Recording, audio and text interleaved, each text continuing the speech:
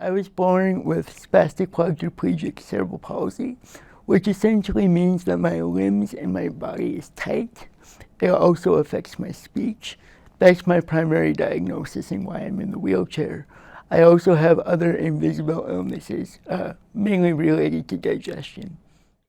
Right. I had several different accommodations throughout my time here at St. Scholastica, but primarily I used my accommodation for a note taker, which meant that I had an individual who would take notes for me in class. I have difficulty with focusing and taking notes at the same time.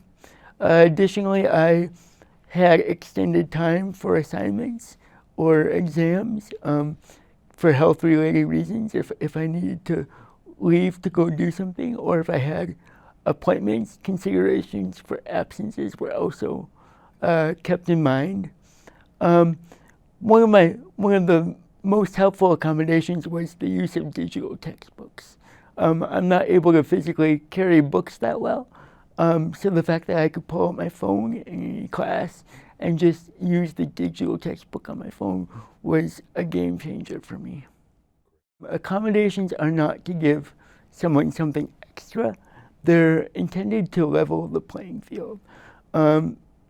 Accommodations allow for equitable access to education in this case. And when I use my accommodations, I'm making it easier to live in a world that wasn't necessarily built for me. And that's what accommodations mean to me. They're not something extra.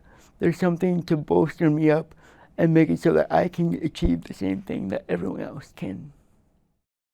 I would just say to remember that although somebody might have different abilities than you, they're just like you. I'm not any different than any other 27-year-old.